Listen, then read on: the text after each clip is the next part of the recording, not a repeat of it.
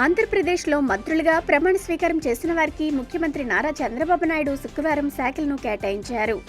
రాష్ట్ర ముఖ్యమంత్రి అయిన నారా చంద్రబాబు నాయుడు తన వద్ద సాధారణ పరిపాలన, శాంతి భద్రతలను తన వద్దనే ఉంచుకున్నారు.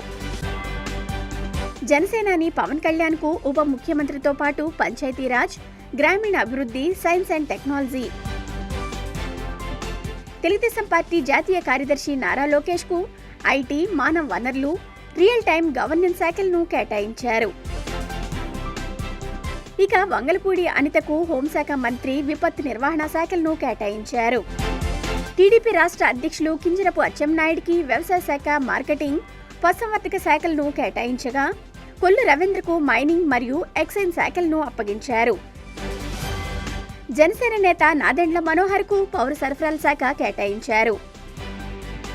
గతంలో వలె నారాయణకు మున్సిపల్ మంత్రిత్వ శాఖను కేటాయించారు. సత్యకుమార్ యాదవ్కు వైద్య ఆరోగ్య శాఖ, నిమ్మల రామనాయుడికి నీటిపారుదల శాఖను అప్పగించారు. అలాగే ఎన్ఎండి ఫరూక్కు మైనార్టీ వెల్ఫేర్, ఆనం రామనారాయణ రెడ్డికి దేవాదాయ శాఖల బాధ్యతలను అప్పగించారు.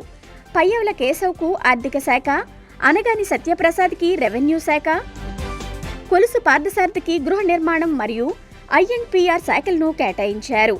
డోలా బాల వీరాంజనేయ స్వామికి సాంఘిక సంక్షేమ శాఖ అప్పగించగా గొట్టిపాటి రవికుమార్కు విద్యుత్ శాఖ, కందుల దుర్గేష్కు పర్యాటకం, సినిమాటోగ్రఫీ, గుమ్మడి సంధ్యారాణికి మహిళా సంక్షేమం, గిరిజన సంక్షేమ శాఖలను కేటాయించారు.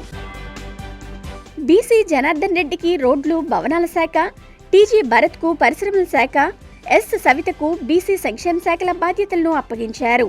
అలాగే వాసంశెట్టి సుభాష్కు కార్మిక శాఖ, కొండపల్లి శ్రీనివాస్కు సూక్ష్మ, చిన్న మరియు మధ్య తరహా పరిశ్రమల శాఖ, రాంప్రసాద్ రెడ్డికి రవాణా శాఖ, క్రీడా శాఖలను కేటాయించారు.